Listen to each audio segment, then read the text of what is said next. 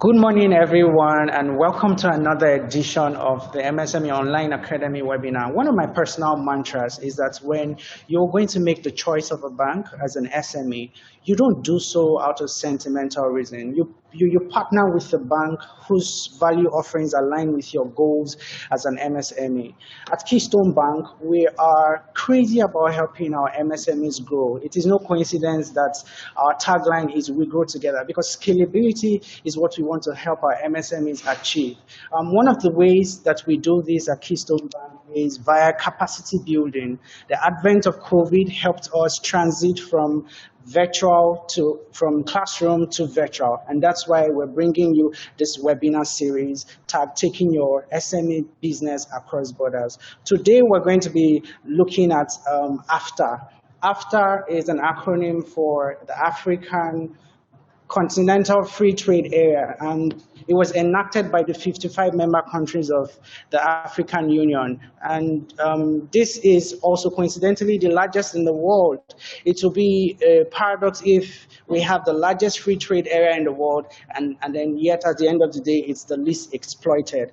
That is why we have decided to bring this webinar session today to school you on how you can leverage the opportunities that exist within AfCFTA. AfCFTA was enacted by an agreement that is called the AfCFTA Act, and today we're going to be examining the AfCFTA Act. But just before then, let me give you a bit of background as to the economic implication of this initiative.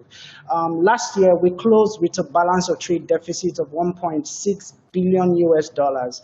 Now, balance of trade can either be a positive balance of trade or a negative balance of trade. Where balance of trade is positive means that we have exports that outweigh imports. And so it means exports are not just commensurate with imports, they outweigh imports. And that's the position that any economy should really strive to be at.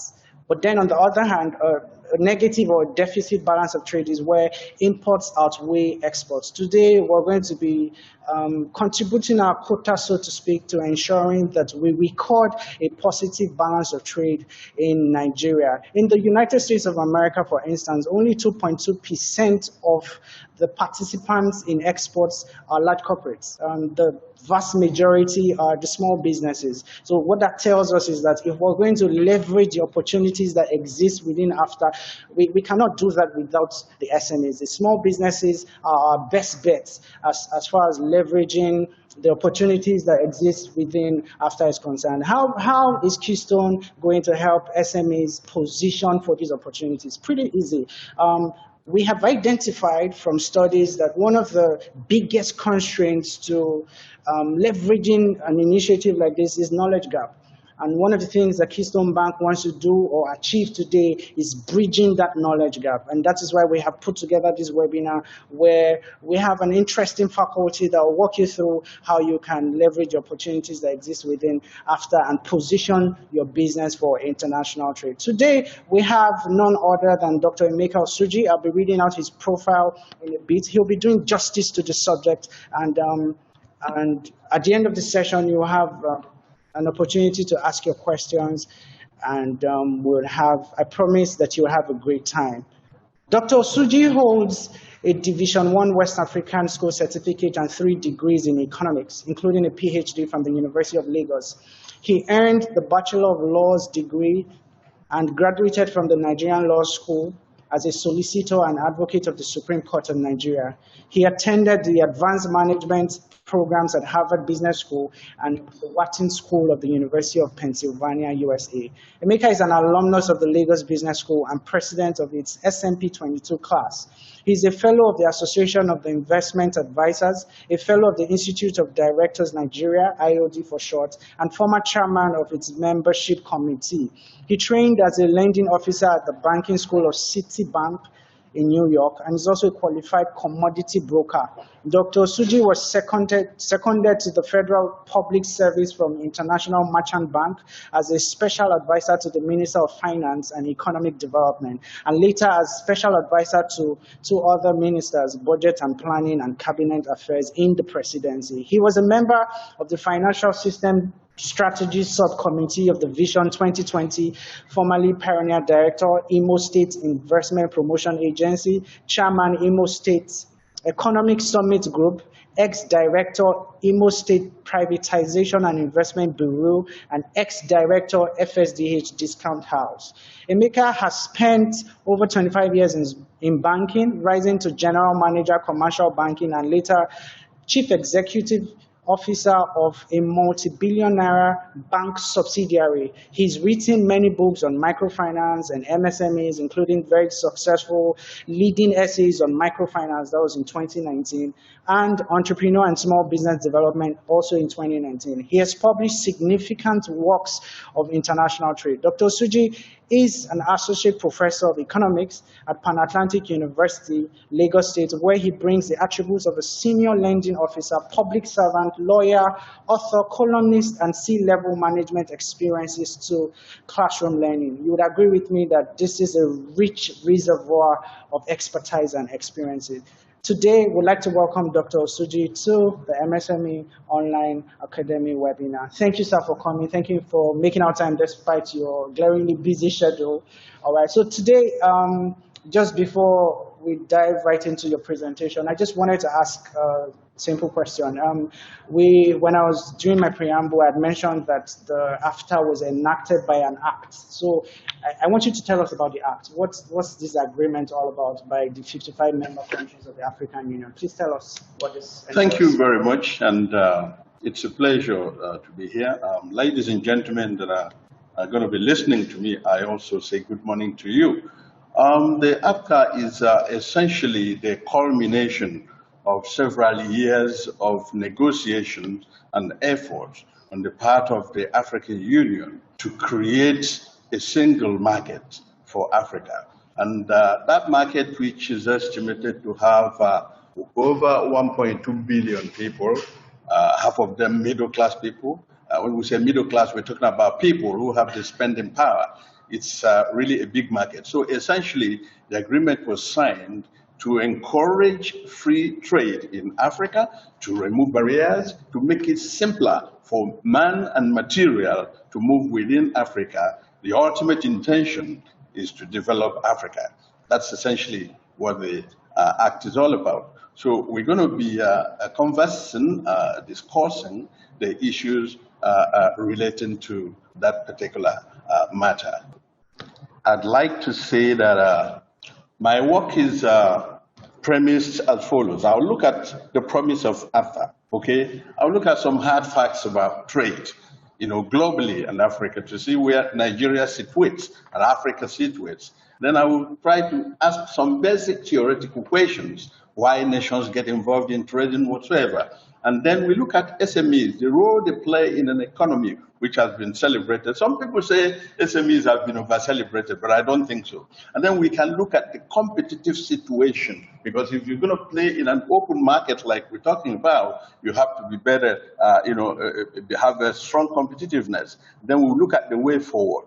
So essentially, as I said in my opening statement, AfCFTA is the culmination of many years of effort to deepen intra-African trade, okay? But somebody may ask, at this point in time, why are we talking about intra-African trade deepening when regional trade associations are coming under critical review? Why do I say that? European Union, the most celebrated economic union, is facing issues like Brexit. Some people are saying we are not doing again, we want to go out. Okay, Brexit is happening right before us. Okay, even in Africa, despite the fact that Africa is reputed to be the most, interconnected, because we have the largest number of regional trade associations, we have the lowest trade among us. That's what we call intra-regional or intra-African trade. We have the lowest in the world. And I'm going to show you some numbers that reflect that. Even in the US, when Donald Trump came on board, we were hearing a lot about America first, America first. That begins to ask questions like, are we still talking about globalization? Are we still talking about integrating the world? Why would somebody be talking about America first? So we find that recently, many proponents of globalization tend now to be looking inward or favoring protectionism. So people might ask, why African Continental Free Trade Association at this time? But we need to see some facts. Nigeria is Africa's largest economy, okay? Nobody can question that. But it is trading the most with people outside Africa. Africa's biggest economy does not have its biggest trading partners in Africa. That's an issue. Africa has the lowest intracontinental trade relationship and numbers in the whole world, averaging between 12 and 18%. I will compare that with others, and you see, Africa trades more with Europe, Asia, and North America than it does with itself. That is a fundamental issue that Africa wants to redress. Okay, for instance, intra-US trade is up to 50%, intra-Asia and Europe, respectively, 60 and 70%. What this signifies is that these people trade among themselves very much. This places African SMEs in a relative disadvantage, being largely cut out from the benefits of intracontinental trade. This is why it is arguably, very important that AfCFTA agreement be signed. It is interesting to note that Nigeria was one of the late signers of this agreement, but it was based on certain, on justifiable, understandable reasons. But we can look at some global facts about trade. Intra-African trade is about 15%, intra-North American trade is 48%, intra-European trade is 64%, intra-Latin America 20%, and intra-Asian trade 58%. So intra-African trade is the lowest, and her share of the world trade, that is Africa's share of the world trade, is just barely 3%. So there is need to ramp up trade in Africa. I try to show, more pictorially the relationships in terms of intracontinental trade. So you could see that Africa is the lowest, and Europe, of course, is the highest, probably because of the interconnectivity which the European Union has created. So we say Africa trade profile is such that Africa's intra-regional trade is largely informal. A lot of the trade that happens between Nigeria, for instance, and her neighbors are unrecorded trades. They are poorly documented. There's a lot of smuggling, and there are also a lot of challenges coming from language. In economics, we talk about proximity and contiguity. Even the countries that are contiguous to us, we seem to have trade with them that are not recorded. So in Nigeria, only 19% of our small firms engage in export trade. Because when you're talking about AfCFTA, of course, imports are good. You're not going to be jumping at imports. We're looking at opportunities to export, and that's what every country should be working towards. While only 29% of our medium companies engage in exports. Of course, much of our export is oil, and oil that has created so much problem for us. But with AfCFTA, we are beginning to look at non-oil exports. So SMEs in advanced countries account for 34 to 65% of exports. When you compare that to our situation, in Nigeria, SMEs contribute from 7% to, very minimal increase between 2013 and 2017. That's what the growth in non-oil export was. So still looking at Africa's trade. Africa trade profile shows little diversification in exports. The things we all export are primary products, commodities, and that is a problem. We seem to have the same thing. So if you buy from one, you seem to have bought from others, primarily limited to a number of raw materials, not a lot of manufacturers. And imports are more diversified. Of course, we import quite a number of manufacturers and other products from Africa. Lately, food items are increasing items in our import bill, which is a sad thing, and that's understandable because right now there is a challenge with agriculture in many countries because of internecine altercations among tribes and poverty arising and pushing people to do wrong things. Of course, in Nigeria, there's a humongous problem of farmers being displaced from their farms. And of course, if you're talking about people who are predominantly exporters of agricultural products, then you have an issue there. Political unrest, tribal wars, natural disasters like drought, they are all contributing to limiting Africa and Nigeria to trading successfully abroad. But we can look at some, theoretical issues. Why do we really bother about trade? Why do nations trade? Okay, way back in 1776, for those who studied a bit of economics, you would have heard about Adam Smith when he talked about the foolishness of a man making something that he can buy more cheaply than it costs him to make. And that's the fundamental basis of trade.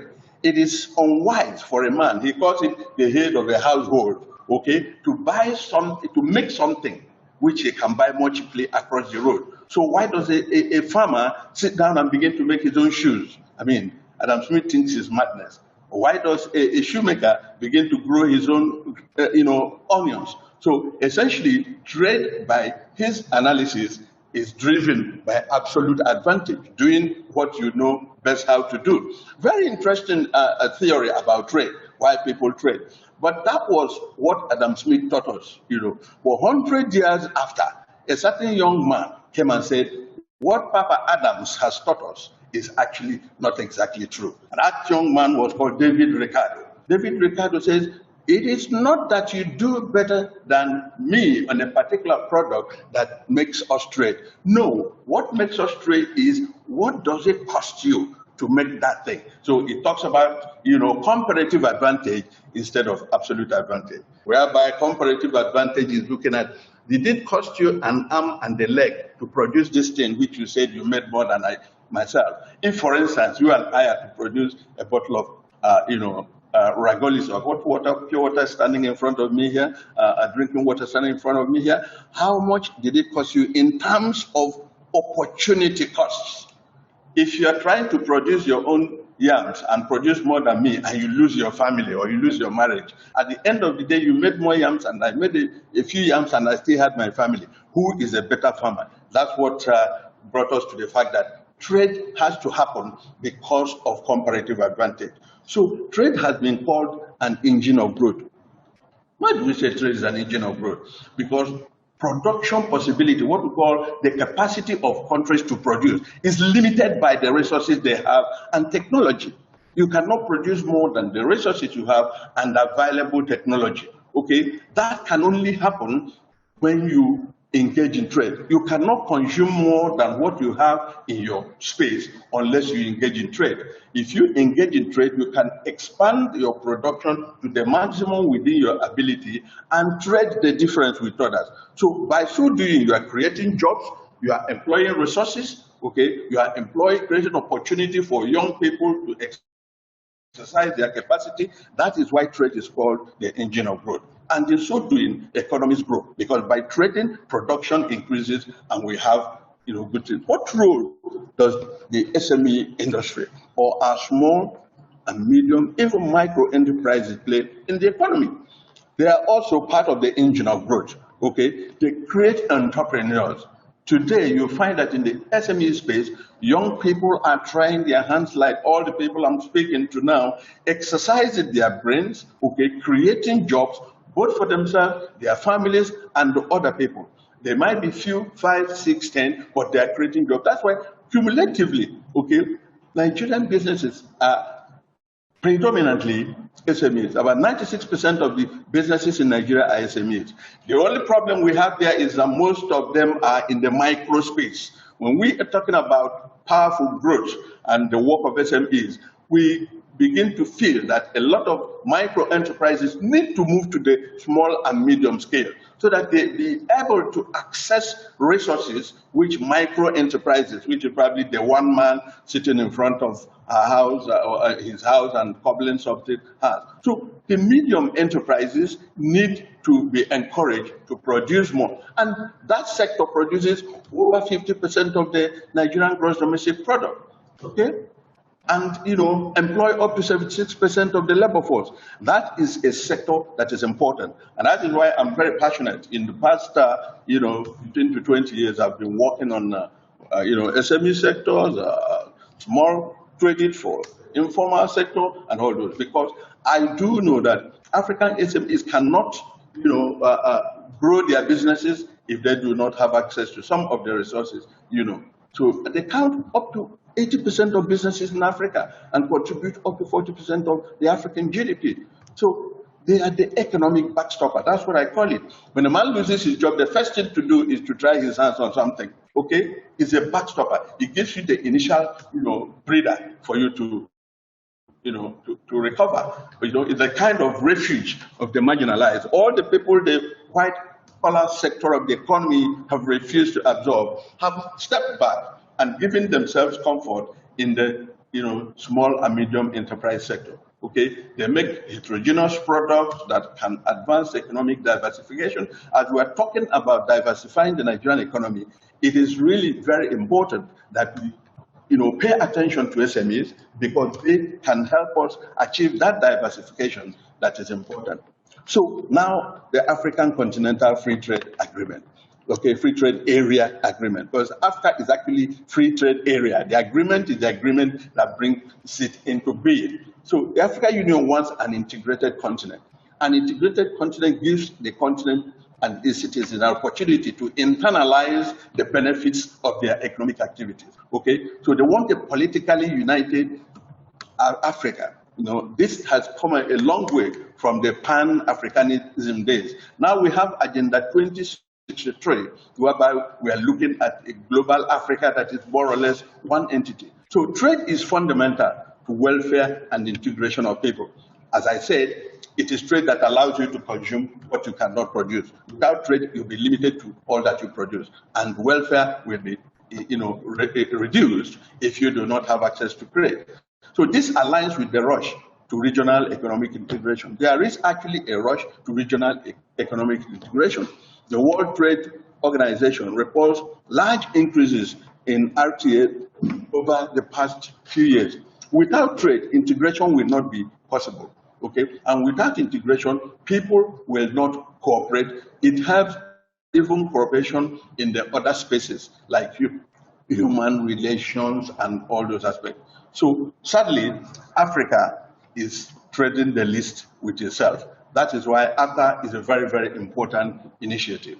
The decision in 2012 to set up AfCFTA, the idea is to promote intra-African trade and create more cohesion in Africa and to achieve a single liberalized market for goods and then services. Okay, by 2018 in Kigali, 44 countries of the 55 countries in Africa have already signed, the agreement, and practically every country has signed. Eritrea was the last to sign. So AfCFTA is considered the largest free trade area in the world. As I said, 1.2 billion people projected to 1.7 billion people in 2030 is no joke, baby.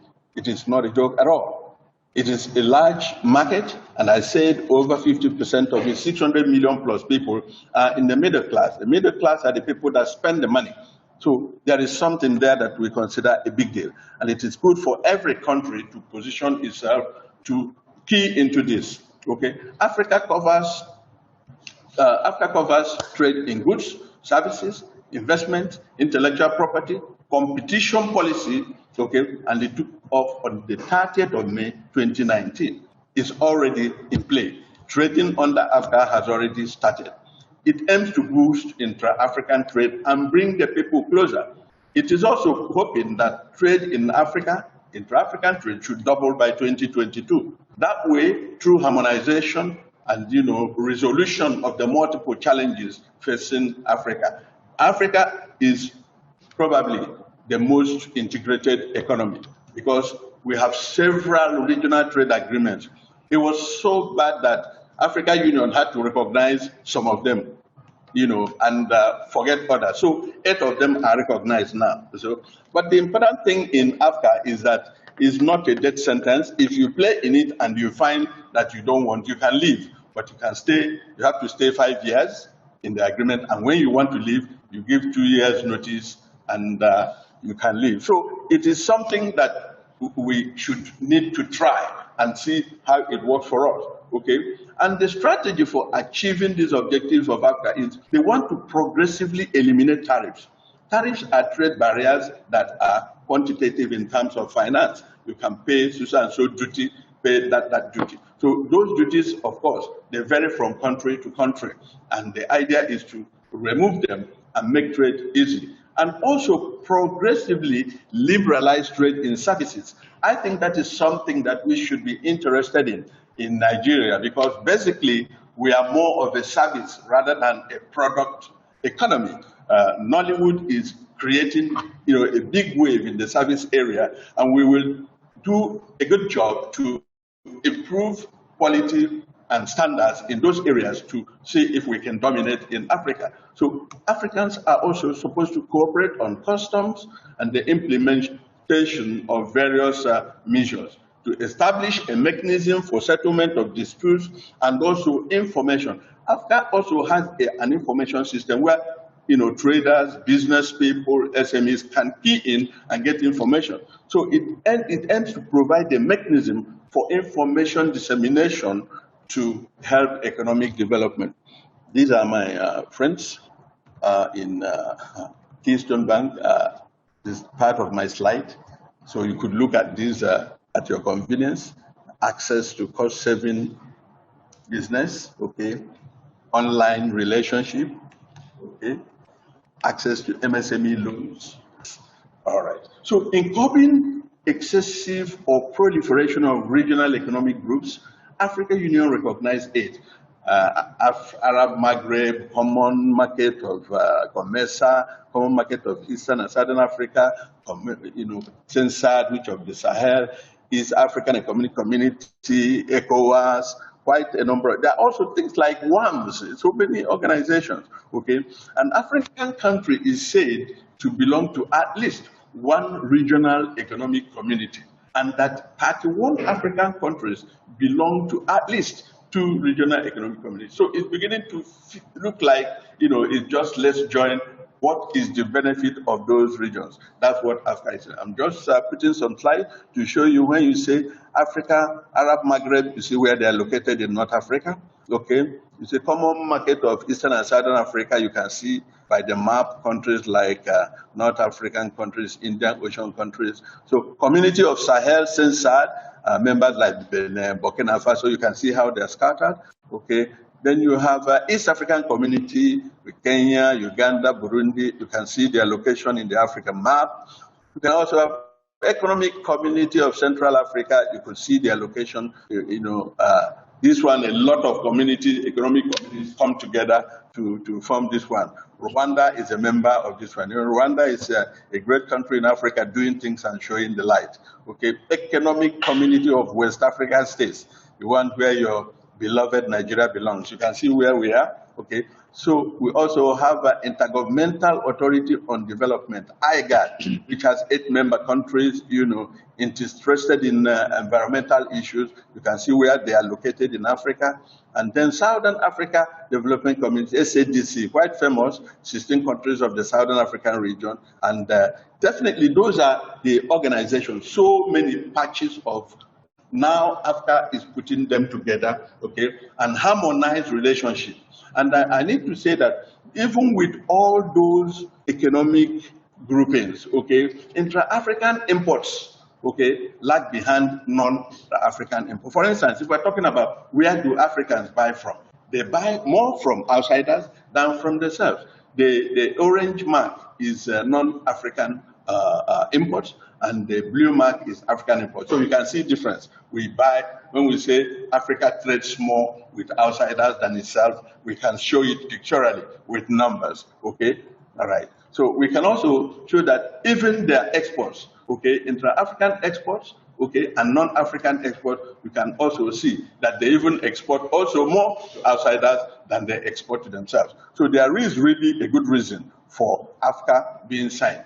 Interregional imports among 5 regions. We took a view of Africa based on some work done by UNCTAD to break Africa into 5 regions, where you have East Africa, Central Africa, North Africa, South Africa, West Africa, and we try to see intra-regional imports, how they import from themselves, okay? The average, you could see that the numbers are given there. The highest in that area is South Africa in terms of intra-regional imports. Okay. Then in terms of interregional export, that is from one region to the other. Because when you talk about trade, you say intra trade is the one within the organization. Like intra-Nigeria trade is trade within Nigeria. Intra-regional trade, like ECOWAS, the trade that goes on among the members, that's intra-regional trade.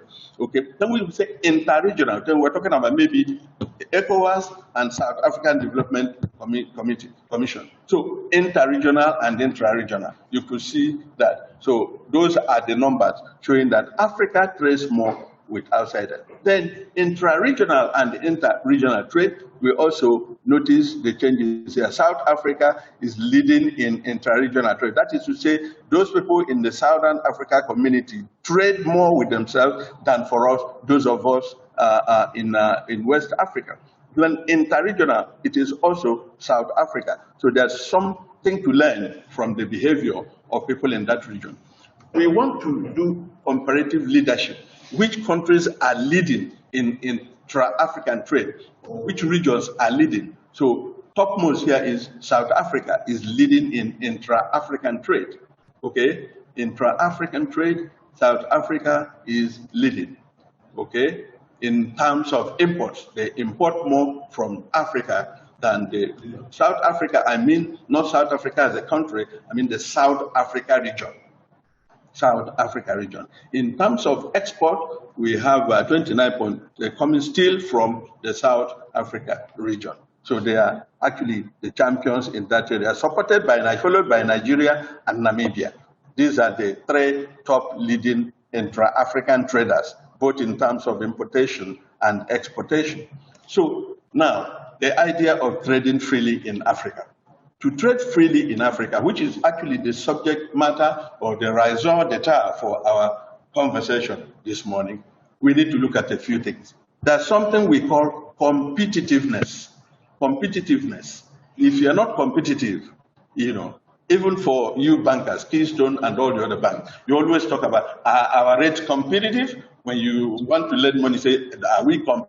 The rates we are giving to customers, does it compete to the one of the other banks? Okay, you have to be competitive, it's part of it. So I brought in the issue of competitiveness, and I'd like to tell you what it means. Competitiveness is the ability of a nation to create and maintain an environment that sustains more value creation for its enterprises and more prosperity for its people.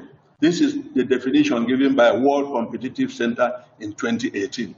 Okay, it simply means the ability to match others in your business in price and quality. Hello? Yes, indeed. In price and quality. Standards and strength and resilience. Resilience in the sense that it has to be enduring and sustainable. So essentially, when we talk about competitiveness, we are saying that it is the relative ability of an enterprise, an entity, an MSME, an economy to innovatively raise and sustain productivity, to produce high-quality goods and services at competitive prices, to favorably and profitably participate in international trade in a way that your product speaks good of you and not become a disgrace to the maker. There are some countries that export commodities, and when the commodities arrive in the recipient country, they are already damaged because of poor quality control. So for you to be competitive, you have to pay attention to the issue of quality control. Okay, so our SMEs must be competitive to trade profitably abroad. So I have some data here on Africa's competitive analysis between 2012 and 2016. This analysis I have here is based on an OCTA study, which classified the 4 countries taken from each of the regions in Africa. And Rwanda was found to be the most competitive African country. The East Africa region as a whole, as we indicated a bit, because of their capacity to trade, also was on top, while Central Africa region was the next in terms of competitiveness based on the definition I have given to you regarding what competitiveness is all about. So it is important that if you are going to trade with these people, then you too have to be competitive. But, what are the factors that impact competitiveness? What makes you competitive and not my own country or my own business? Okay, part of it is operating environment. Operating environment seems to be everything, as a matter of fact. Because if the environment is wrong, they are probably going to be running around in a circle. For countries like Nigeria that have infrastructure challenges, okay, it creates a kind of cost push difficulty.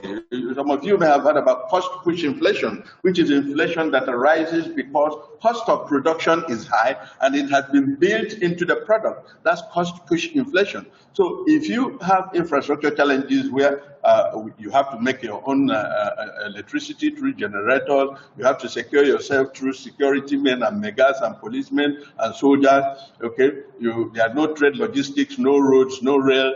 Thank God we're now beginning to have rail. Our prayer is that the rail goes round to all the zones in the country and not exclude some, so that all parts of Nigeria will participate, and that issue of logistics support, export incentive will be there. Transport and storage, we should be able to store our goods over time. There used to be the silo project during Chagari and other people where we stored grains for bad times. I know a few things have happened to those storage systems, but we should be able to store our oranges, for instance, so that they'll be fresh. We store our bananas, and not when we pluck them today, tomorrow they are gone. That creates a lot of challenge for the people. Okay, if you are operating there, your cost will be higher. Now, nationwide, we have insecurity. Okay, more and more problem for SMEs, because the SMEs are the people that are in the front. Whether you call them a war or you call it, banditry, whatever it is the MSMEs that are in the villages where they're attacking and killing people. And I think I'll use this opportunity to plead with the leaders of our country to, help the SMEs, save them from sudden death, save their operators from sudden death by protecting them. The impact on free movement of goods and services has become very dangerous. If people are afraid to go to farms, forget it about food security. So our chance lies in the services, and we can raise quality there. Nigeria is, as I indicated earlier, is not a manufacturing country so far, but we can target that. But at the moment, to get into AfCFTA, we need to realize that our strength is in the services. Intellectual property, Nollywood is becoming a world-class industry. We can set standards. Even hospitality is also important, but Nigerian hospitality standards is a disaster. I had written and advised a few governments on the fact that it is possible for us to turn the many hotels in our country into a basis for tourism by creating a system that trains and prepares people to serve in hotels. Certain hotels in Nigeria, beautiful buildings, beautiful everything. Get in there, you will not find a hanger in your wardrobe. Get in there, there is no tissue paper in the toilet, and everybody is working. I think that's just a disaster. So we need to begin to create standards. We need to create domestic standards in order to confront people outside. It will no longer be to your terms, and people do what they like. So those in a particular industry, we set standards, not to regulate them, not to hamstrung people from doing things. Regulation actually is meant to guide and protect. Okay, that's what leaders and people who are in place of authority must know. Regulation is not to stop people from doing things, but is to help them do it. So we need supportive financial markets. Okay, interest rates and exchange rates are critical. They are important in this. Okay, we also need predictability of financial situation. If the exchange rate is going to move from 505 to 700 tomorrow, and then it comes back to 800 or 200. I mean, it's a disaster. That is why central banks are created, to create some financial stability where prices are stable, which includes exchange rate, because exchange rate is the price of foreign currency, just as interest rate is the price of money you borrow from banks. So financial inclusion and access and availability of cross-border payment systems. I remember when we used to be in the banking system and our bank was expanding to African countries, we found that a lot of traders and business people were excited that we had gone to say, so this Francophone country, because now they can now go over there and pick up their money without carrying it. So a payment system that enables our people to do business across the border is critical for helping us become more competitive. Of course, there is weak legal framework. Our criminal justice system has not been wonderful. And I think it is now important that those who operate in that space should begin to feel the challenge to make our criminal justice system better, so that resolution of challenges, people can believe that if you do something wrong to me, I can get justice. I watch a program on TV, which I'm beginning to, spend a lot of time on. They call it Judge Judy or Judge Joe Brown. Okay, people get justice for what you do to them. Today in Nigeria, you slap a man for doing nothing on the road and you walk away and he goes away to suffer the pain forever. There should be a system that he walks in there and proves that you slap him, and the man who slaps him gets punished. Where there is no punishment, forget it is a jungle. You'll be running around in a circle. So we should have legal framework to resolve conflicts. Okay, we should have a protection against foreign competition. When we say that this is free trade, it's not laissez-faire. It's not exactly laissez-faire. There's actually no free economy in the world.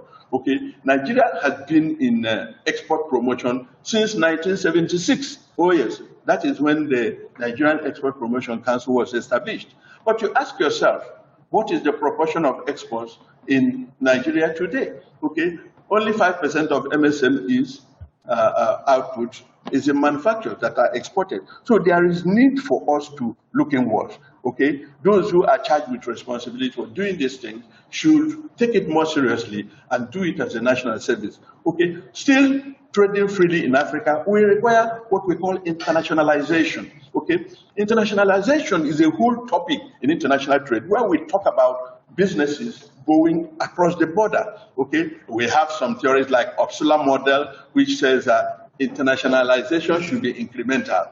Like AfCFTA has been signed now, you need to work on the basis of an international company to be able to do business in Ghana and Benin Republic and all that. Okay, so the first thing to do is for you to learn. You learn the system, learn the rules, learn their laws, learn your own laws comparatively, and then you enter. That's what that motto says. It says incrementally. So our enterprises should incrementally attack the market. You don't jump into it. Okay, it is also important to network, which is another theory of internationalization.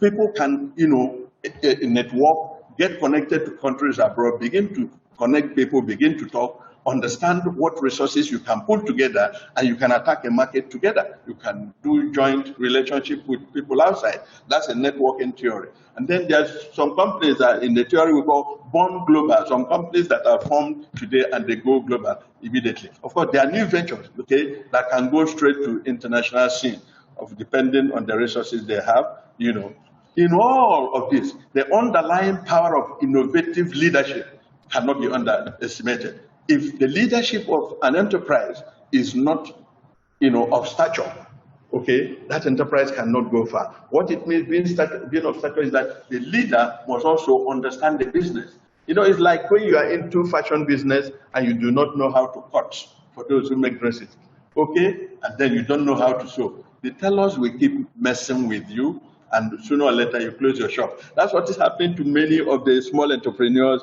in the fashion business. If I were them, if I want to set up a fashion business, at least I would spend a little time to learn how to cut. So when the tailors try to go away, I can at least say I know what they are doing. That's why it is important to have a hands-on understanding of the business you do. Yes, an entrepreneur can set up money and bring people, but please, for small businesses, it's important to know what your employees do so that they don't embarrass you. So there's something we call in globalization, thinking local and acting global. Okay, it's an attribute of modern globalization, globalized institution.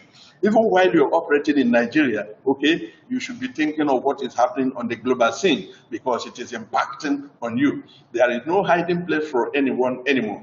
Okay, so dynamic capabilities and access to innovative resources is very important. Okay, it has been projected also that the key attributes, of a leader should include dynamism. You should be able to change. Okay, if you are producing something and the price of imported raw material becomes so much, can you look inwards and see whether it is possible to change? That's dynamism. That's adaptability. Okay. So one other critical thing that is important in the area of internationalization is the ability to speak languages. Okay. When we were in the bank and we were starting in the Benin Republic, some of us, I personally hired a French teacher who was teaching me because I was preparing. They could send me as one of the staff going to work in Benin. And the little French I learned, which I'm not going to speak to you today, I learned it that way.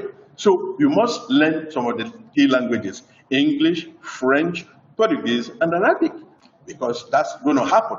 You are no longer trading in Idumagbo and speaking Igbo, Yoruba, and Hausa. No, you are now going to speak a bit of Portuguese when you walk across the border. So place and policy are important. The ability to attack the foreign market will depend on some of the things we have. I'd like to show something about awareness. Okay, you cannot give what you do not have. Okay, that's what we say as lawyers. We normally say nemo dat, for none have it. That's a basic principle of law. We say you can't give what you don't have. A lot of people, particularly in the SME space, are not even aware of the agreement we're talking about. Okay, so and this is not it's not a hypothesis. It's Nasima that said this to us. They say low-level awareness regarding the existence of AfCFTA is a challenge. Only about 67% of the respondents are not aware of it. And I've shown some graphic representation here to say low awareness may keep our SMEs from scaling up their business operations abroad. In a 2020 survey, it was indicated that low levels of awareness of AfCFTA agreement is prevalent among Nigerian MSMEs. So we would say it is important for the MSMEs themselves to educate themselves, enlighten yourself, seek knowledge. Okay, it helps you. You don't have to go to school to begin to learn anything, but you can understand certain things. Every trade has its own secrets, and that is why a particular tribe in Nigeria are so successful in business. The reason is that there's something called apprenticeship. Okay, you have to learn the trick of everything. You can't believe it. I had run businesses of my own that were involved in trading. And if I tell you some of the experiences we had, we went to the best manufacturers in France to bring particular items, and we brought them, and we thought we had the best cost. And when our trading arm hit Idumota, we discovered that our cost was the highest. And we kept looking until those goods were practically auctioned, and we could not discover why our prices were so high, because we did not do apprenticeship. You need to understand a trade. There is a trick. So if you do not, you will be hurting yourself. Spend a little time, okay? That is why when those boys of that particular area, particularly Igbo boys, when they come out of apprenticeship, they are smoking hot. They may not have school cert, forget it, but they will deal with companies in Japan and Jamaica and everywhere, and import goods and clear it and sell it. But you might say, well, after that, the next thing is for them to upgrade. When you have got a good business idea and it's going, you should know your capacity. You should know when to hire people to support you and do that which you cannot do. Part of the problem we have among our SMEs is that they don't know when to scale up. They don't know when to expand. They don't know when to give up. They don't know when to bring out the checkbook from their pockets. Thank God now checkbooks are going out of fashion. They don't know when to bring out the card, and let somebody else call an accountant handle it. They don't know that a business actually is not exactly the man himself. The moment you continue to limit your business to yourself, the business will continue crawling until when you pass on, it passes on. Hello? But that's not the portion of those of you who are listening to me today. We're also trying to say, when you disaggregate this, lack of awareness with regard to industries and sectors, then it's even more pathetic. Because, for instance, the low awareness among Nigerians, it becomes worse when viewed in sectoral levels. MSMEs in agriculture and services sectors have the lowest level of awareness. That is a disaster. Why did I say that? Because Nigeria is an agri country. Nigeria is a service sector country. Now, if those are the people who do not know what is going on internationally, then you've got a challenge with regard to competitiveness and preparedness for them.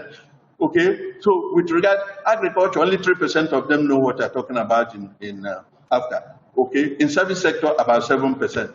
Okay, but agriculture accounts for the bulk of Nigeria's non-oil export. Isn't that true? Okay, while services is now the largest sector in the Nigerian economy. Come on. So if there is anything that is important, it is to educate these people and make them more aware. And of course, we cannot always leave things to our people. That's why people like me, I run a column that I've run for about 9 years, continually in Business Day, every Wednesday, where I talk free of charge to entrepreneurs. I've even written books coming out from my column so that we help and educate our people. So government can mount such training. I Doff my heart for a lot of Nigerian institutions, social entrepreneurs that have been training people free of charge, get people together. We are doing that for our generation to come. We are doing it for ourselves, and I ask you to continue. So if MSMEs in these sectors have so much lack of knowledge, then we got a problem, okay? Still on trading freely, what is the way forward? We need to improve the capacity of our SMEs. One is knowledge of international business, including Africa itself. You should read this stuff and master it and play with it. When Nigeria was working on the ease of doing business, one of the things that came out was the, in the area of finance, was lending money to people based on, movable collateral. Some of you may have had it, movable collateral law in Nigeria, which opened the lending space for microfinance institutions to lend money to people based on their chattels and things they have. I can tell you, I had taught in every geopolitical zone in this country. I've spoken to all these microfinance groupings in Nigeria on that matter. And what I used to tell them, if you do not understand that, act, if you do not understand the movable assets lending rules, you will be shortchanging your microfinance. So you need to understand the law, read the law, so that you know what is in there for you, so that you know what to use as collateral and what not to use. And when you understand it, it even gives you more confidence. Those in the microfinance space know that after they understand that by the time they use, say, a generator from a company to make a loan, nobody else uses that generator without knowing that they are there. Before that law, you could use a generator and, borrow from 20 people, and by the time the matter crystallizes, they will start fighting themselves. Right now, with the collateral registry, you borrow the money, they register it, and other people can lend you money on the basis of that if there is a margin between the price and what has been committed already. So my advice is that we seek knowledge. SMEs must be able to identify their market. There's something that Pans call target market definition.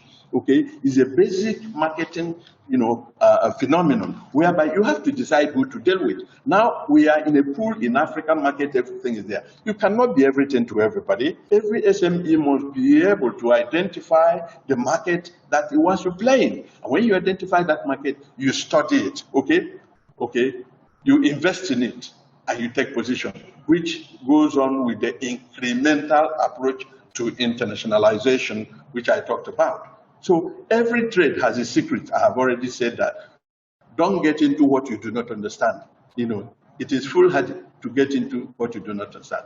Ask the Igbo traders. They don't do what they don't understand. They, first of all, learn the trick so they can use it on you and I, and we will never understand where the money is coming from.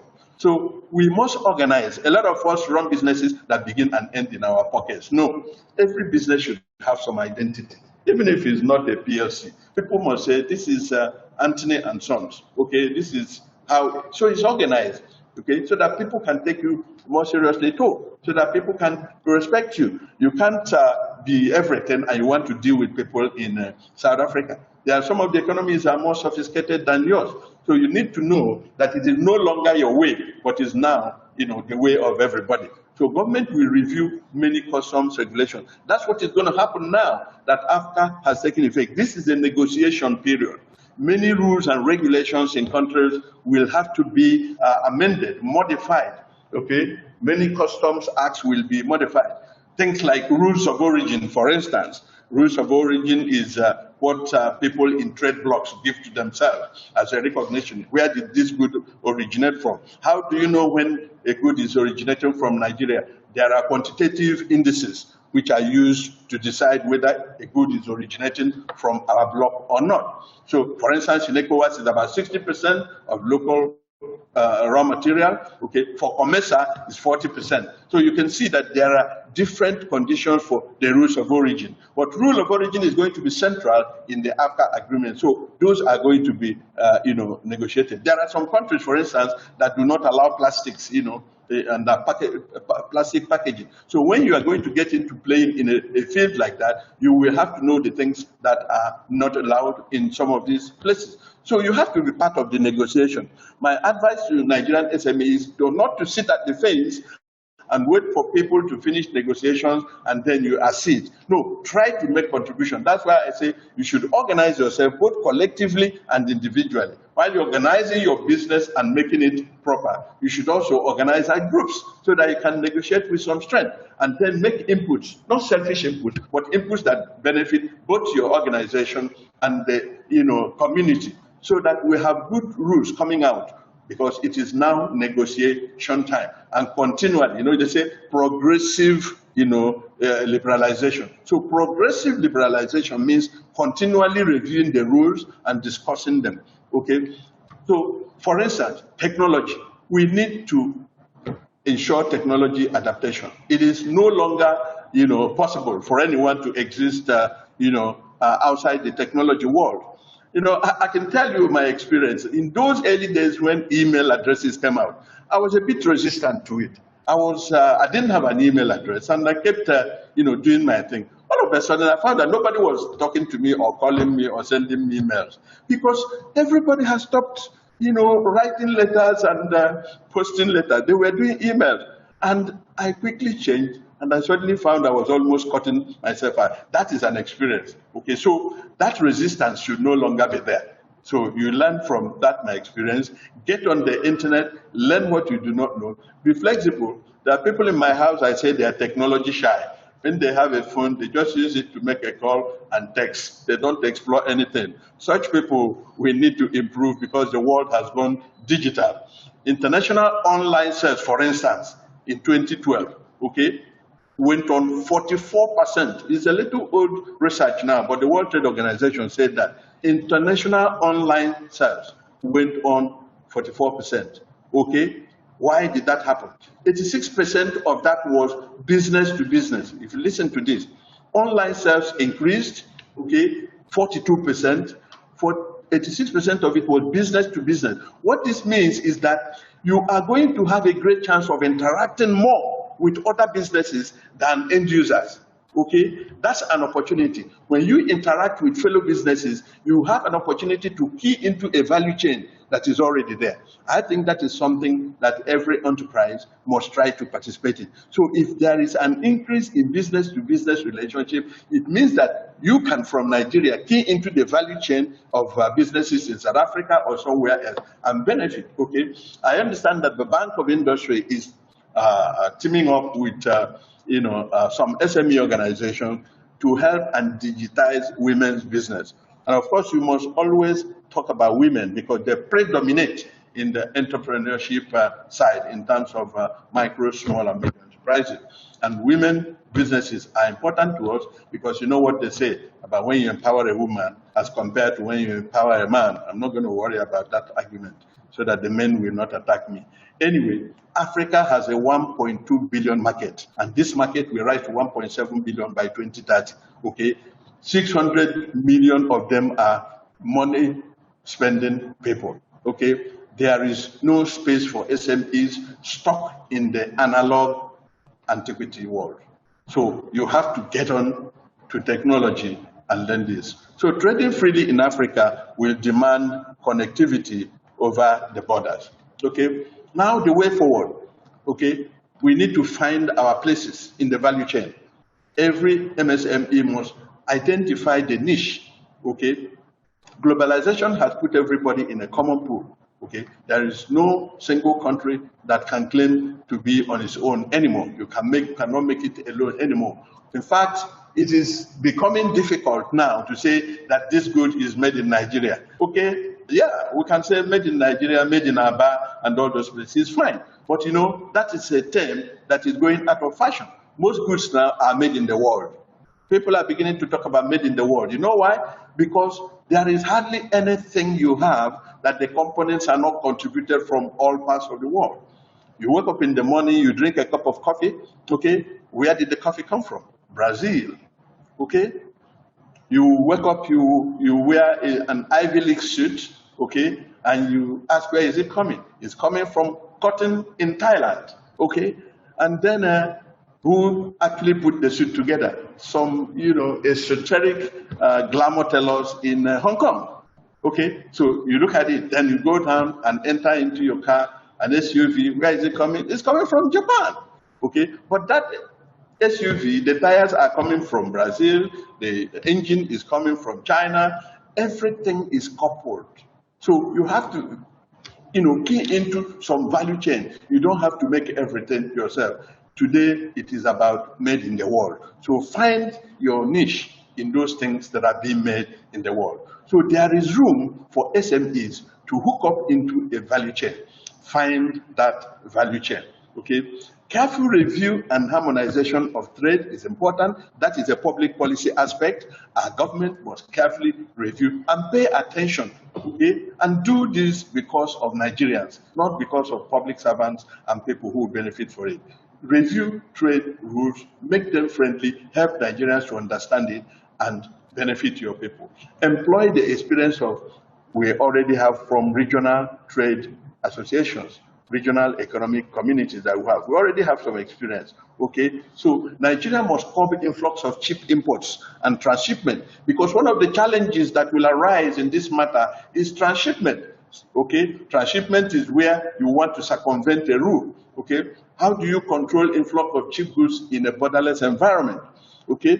So our customs must be born again, okay? I don't think they have done a great job, but I know it is not their problem with borders. Some of our borders are 1,000 kilometers plus. Well, they can do a little better. I don't want to give them all the pass mark, but they can do a lot better because, customs and immigration. Because if there are challenges we are facing today with security that a lot of people put squarely on their doorsteps. Well, maybe not squarely, but let's leave that argument, okay? We should not sacrifice our local producers. And that is why I said there is actually no laissez-faire.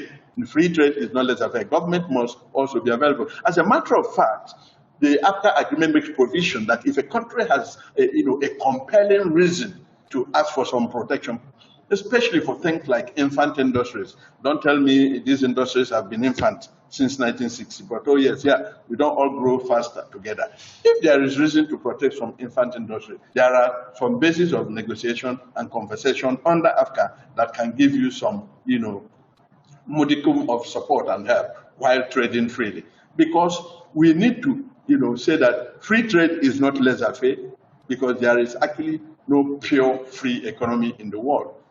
If Donald Trump can fight China and throw duties on them, and they are the champions of globalization, it means that we should not forget our country, our people. We can give them support. China is forever supporting people who are exporting to Africa. America was doing it. Now you say our entrepreneurs should export abroad. It is not to your tents, oh Israel. Somebody could look at it. We give subsidy to the wrong people. Oh my God. But we could give it to these entrepreneurs who do a lot for Nigeria. In my own words, orphaned SMEs will not hold their own in the Committee of Enterprises. So let's not allow our SMEs to be orphaned, okay? Still on trade, support against foreign competition, okay? Imposed on imported goods, okay? Imported goods, and that come into our market. Finance and its infrastructure. Big deal for SMEs to scale up to foreign markets. Poor network infrastructure is a problem. We should also increase the broadband situation so that our people will have access to internet, okay? Have access to internet.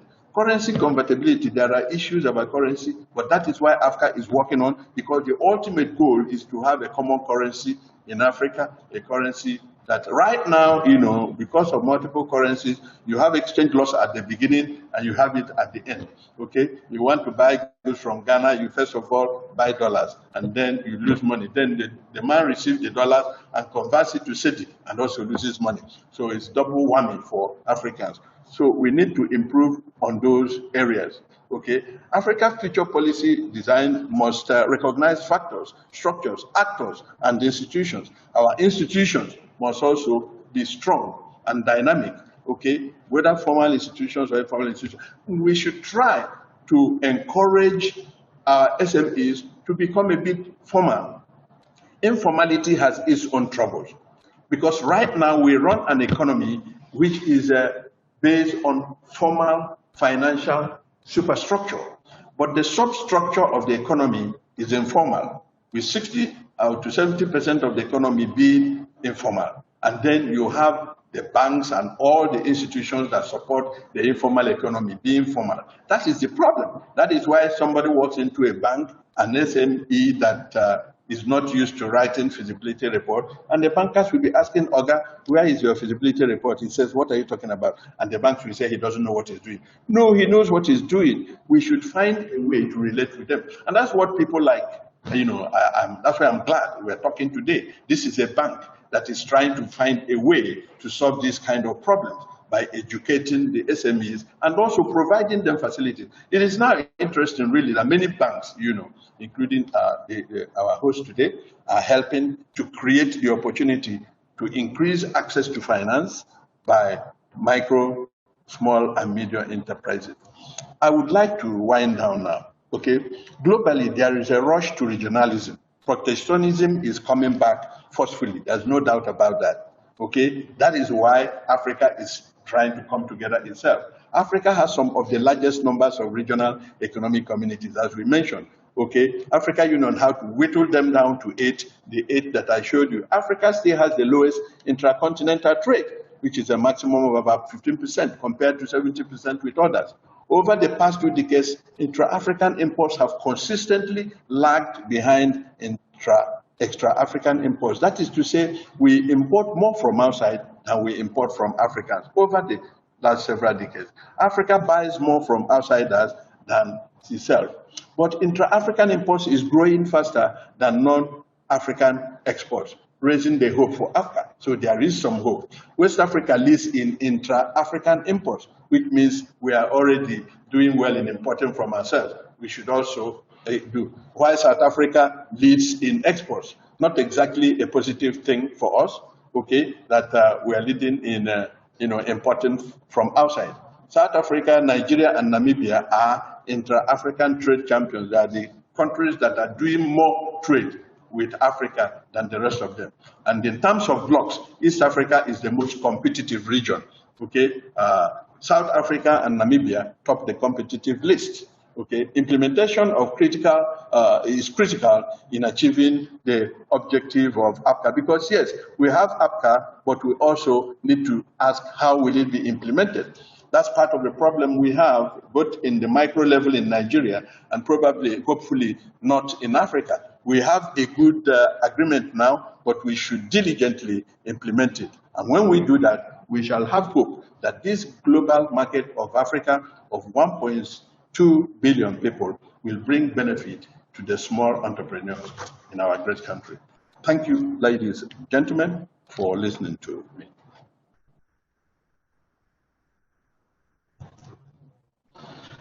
Thank you very much, Dr. Osuji. We had such a great time. It's quite an insightful presentation there. I'm sure that the value that we have to take home as SMEs cannot be quantified. So very quickly, without further ado, we'll just go into the Q&A session, and then I'd like to take questions that participants have asked. I see a lot of feedback. I see participants are excited about this initiative, how they're even surprised that we thought about doing this, putting this together as a bank. You see, when I mentioned in my opening statement that we're crazy about seeing MSME scale, you see that wasn't just lip service. We actually are interested in the scalability of our SMEs. We believe that that's one of the reasons we exist as a bank. Okay, so very quickly, let's dive right in to the questions. I'll be directing the questions to Dr. Osuji. I'll mention, in some cases, the person who's asking the question and what they would like to know. So first thing first, this person wants to know, Dr. Osuji, what are the details of the tariffs that the Act exempts members from? I see that in the course of the presentation you mentioned that free trade is not laissez-faire, so I want to know, the person would like to know, and myself personally, I'd like to know what the details are. And I understand that originally the Act allows up to 90% of goods and services to be traded via the platform without any tariff. So could you just help us break that down? Pre, after, what were these tariffs like? Now that after has come, what do the tariffs look like, so to speak? Thank you very much. The countries participating in AfCFTA are different entities, independent countries that prior to this agreement have their own customs schedules, their own tariffs, and their own import duties, and all the duties that relate to goods that come in, which is what we're talking about. They are numerous. For instance, in Nigeria, we have normal duties that we charge. There are some surcharges, okay? There are some things like education tax, and they vary from country to country. There are quite a lot of list of items that when you import a commodity, the clearing agent and the customs give you a paper that shows one is the custom duty, some maybe charges, some surcharges the country may have put for particular purposes, that's something like education tax, all kinds of things. And they vary from country to country. So it's not when you know one, you know all. Some of the ones in Nigeria are not in Ghana. And that is why I said, now an agreement has been signed, it is just the beginning of the work. The next stage is negotiations. You bring your own, I bring my own, we look at it. For instance, I mentioned rules of origin. Rules of origin that tells you this good comes from us. Because if good is not from us, it attracts a different duty because it's an outsider duty. So how do we determine that good from us? And I said in ECOWAS, it's about 60%, okay, content, okay, and in COMESA, it's about 40%. So we need to sit down and know which one, how do we determine? Because we still have to have rules of origin for you to qualify as a preferential trader in the system. So that's what it is. They vary from country to country, and we're going to be negotiating it. And that's why I said everybody should keep their eyes open to make input in the conversation going forward. Thank you very much. I guess that pretty much does justice to that question.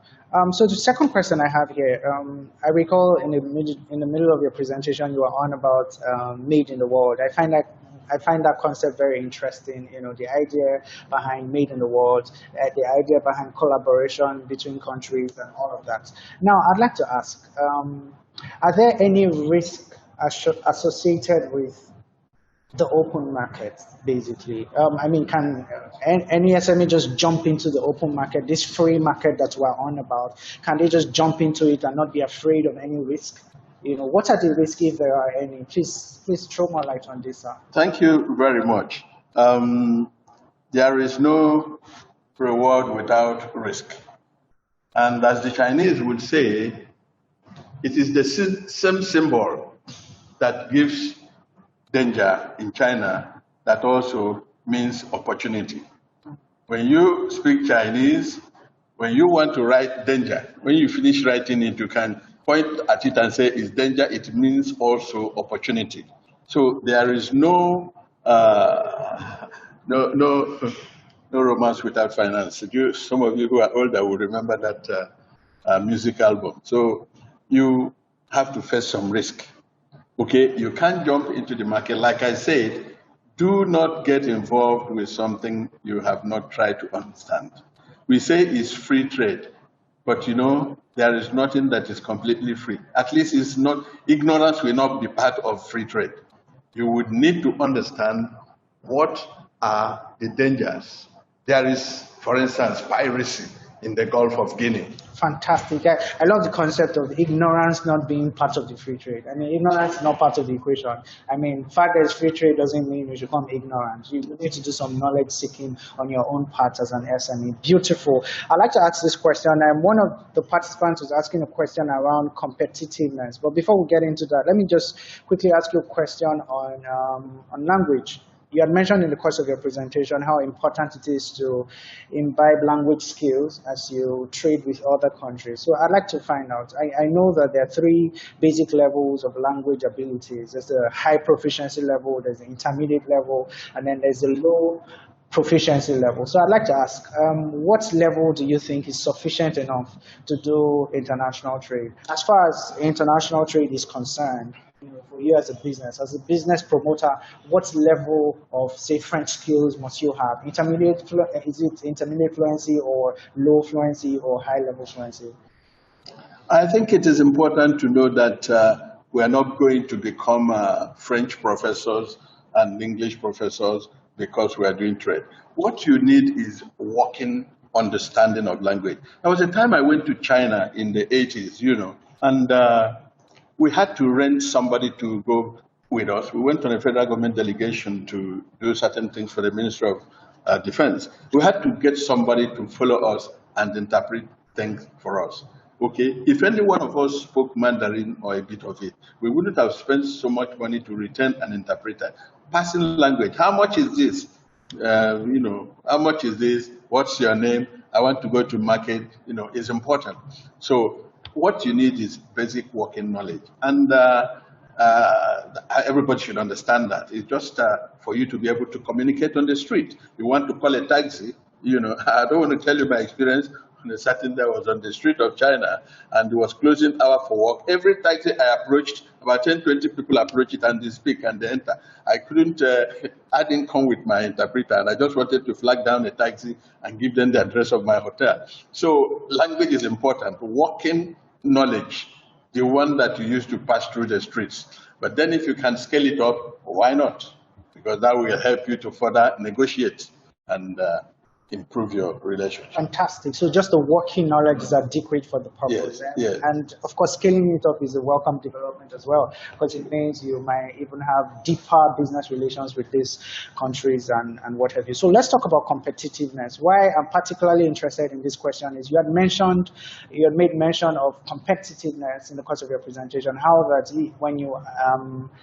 when you approach the international trade market, so to speak, you should come with competitiveness. Your prices must be, at the very least, at par with what other suppliers have. So this person is asking and says, which is in a sense a form of question and feedback.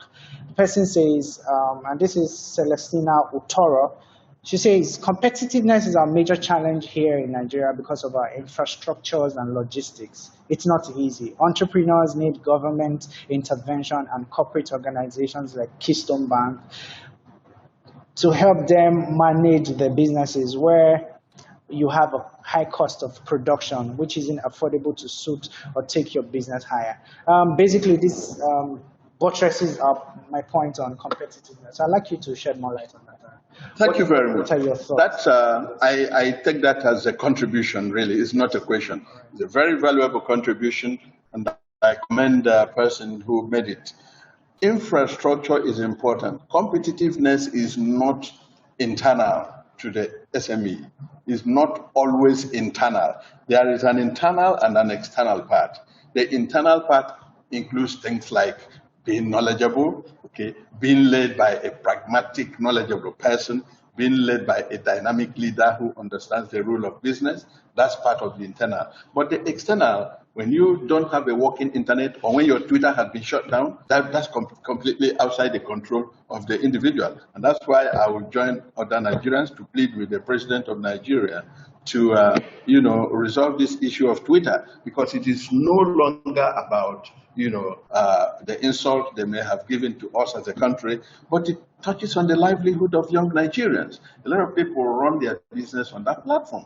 And if we love our people and given the troubles they have already gone through, some of the people using Twitter to run business are people who have been, structured to the periphery of the economy by the economic failures that we are experiencing. A lot of people, if you understand what I mean by structuring something to the periphery, people have been sent outside the building. They are outside at the perimeters trying to struggle. That's where they are using Twitter to, hook onto platforms and sell hair and sell T-shirts and sell sneakers. And you shut it down. So they can't get back into the building because there is no employment, there is no opportunity. So we need to weigh it both sides. We can speak to Twitter in the language they understand, because nobody should take us for granted. But I do not think that we should perpetuate that punishment, because Twitter can actually do without Nigeria, come to think of it. Yeah. Oh yes, they can. Yeah, if the way we're going, if we are embroiled in so much trouble, the way it's looking, they can shut down this place and still Nigeria is not the world. So let us not in the process of, it's like when you impose sanctions on some countries, you know, the people are suffering, the big men are still happy there. So this sanction on Twitter is actually on the Nigerian young entrepreneurs, and I think we should look at that. So competitiveness is both external and internal. We must try to resolve the issue of power supply. It is amazing that Nigeria is still struggling with 4 megawatts of power. People in Nigeria get less than those who have light in Lekki and all these big neighborhoods. Maximum of 10 hours a day of light, intermittently taking Monday, Wednesday, Thursday, and Friday. They don't have light. And you don't run an economy without power. If you solve that problem, if I were our leaders, that's one problem I will solve, the only problem I will solve, and I can resign. If you give power to Nigerians, those who make popcorns will stop bothering you. They make popcorns in front of the street, okay? Those who, do things, there's an incredible opportunity when you, create power and give the people energy. They do their own business. They look away from your trouble. There are people who have energies to struggle and work, but they can't do it because the opportunities are not there. Most of us at our level have 3, 4 generators. I have 3 solid generators in my house, from the big one to the medium one to the 2 small ones the children use, when they want to, do small things. Yet, power, diesel and petrol are very expensive. You don't run anything like that. All these businesses, I don't know how they are surviving. That's why a lot of people are doing wrong things, and a lot of people are running businesses. We don't know. EFCC is just busy pursuing people. They have a lot of work to do. Some of the people out there, they can't cope with proper business. The environment is encouraging them to cut corners. So we should solve problems that solve other problems, and one of it is power supply. Okay, water supply. Okay, security, broadband. Okay, when we do these things, Nigerians will stop agitating and stop complaining. They will make money and train their children. That's part of it. So competitiveness is not something the enterprises should provide alone. It is something that has a national dimension and a micro dimension. Thank you. Thank you, sir. So I mean that was justice, so to speak, to the question. What I understand from what you have shared is competitiveness, the constraints to competitiveness, as it were, is systemic, and poor, high cost of production is attributed to absence of relevant infrastructure that we need to drive production. Thank you very much for that, sir. I'd like to take this question from Ade Damola.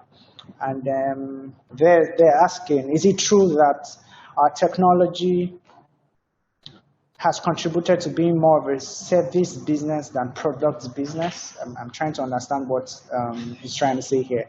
And then do we move from small to medium enterprises to competitively trade internationally? I think this person wants to know if you can be a small business, so there are levels to this, and there's micro, small, and medium.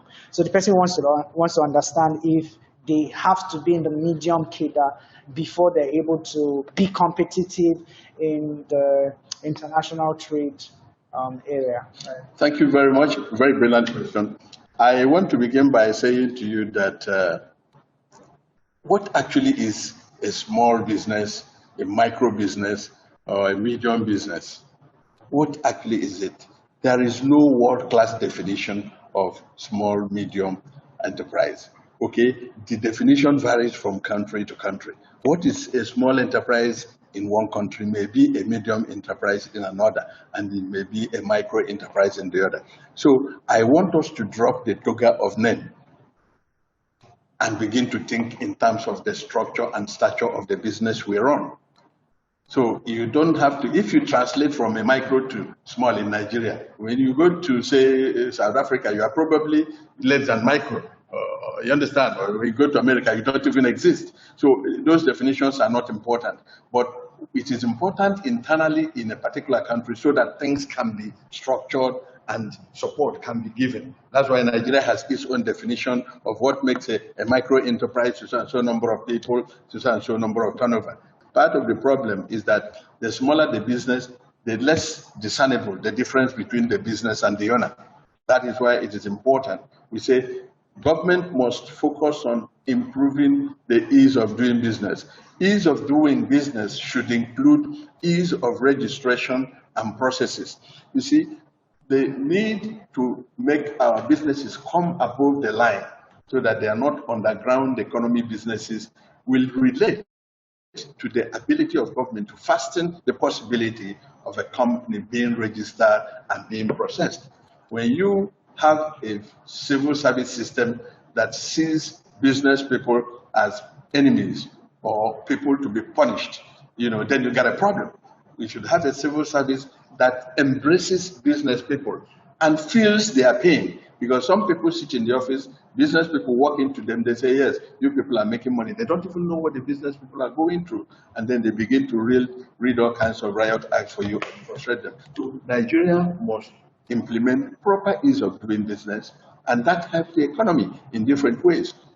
That's what I think. Thank you very much, sir. Now, this person says, I think this question is for Keystone Bank. What financial initiative or incentives does Keystone Bank have for SMEs to scale up their businesses or products or services to accommodate or encourage the intra-continental trades? This is from Akamont Concepts AO, from Adedamola also. Well, I can speak to that. We're currently exploring opportunities to partner with AfCFTA Bank. We're aware that AfCFTA Bank is availing an opportunity to help SMEs leverage after opportunities, so to speak. All right. So as soon as this is well fleshed out, we will definitely be notifying you, especially if you're already onboarded as a customer of the bank. So if you haven't opened an account, an SME account to Keystone Bank, then now is the time to do so that you can be carried along as far as our offerings are concerned along these lines. All right, so I'll just take this feedback from this person, and then we can call it a day. So this person says here that, sorry, just a minute. This is from Dauda Wakili. I'm sorry if I'm murdering the pronunciation of your name. It was not intended. Person says, what a detailed, insightful presentation. We need more of this. Kudos, Keystone Bank, the bank of the moment. You have clearly shown that you have your customers at heart. They need to grow their businesses before banking the cash through your funding support. Yeah. So thank you very much for that wonderful feedback. At this point, we would like to call it today. We would like to thank Dr. Emeka Osuji for making our time to be here. Thank you for such an insightful session. Thank you for sharing from your rich reservoir of experiences and your wealth of knowledge. We do not take this privilege lightly, and we're deeply grateful. It's still a series, as you know. Tomorrow we're going to be continuing in this series, and tomorrow we're going to be having the head trade services at Keystone Bank come and basically talk about the SME Forex window. Trust me, you don't want to miss this for anything in the world. You want to know what the options are as far as SME Forex window is concerned. Tomorrow is the time to dial in and listen to what she has to say. Same time tomorrow is 10 a.m. Don't miss it for anything in the world. Thank you very much, everyone, for joining in. We trust that you have a productive day ahead. Thank you so much.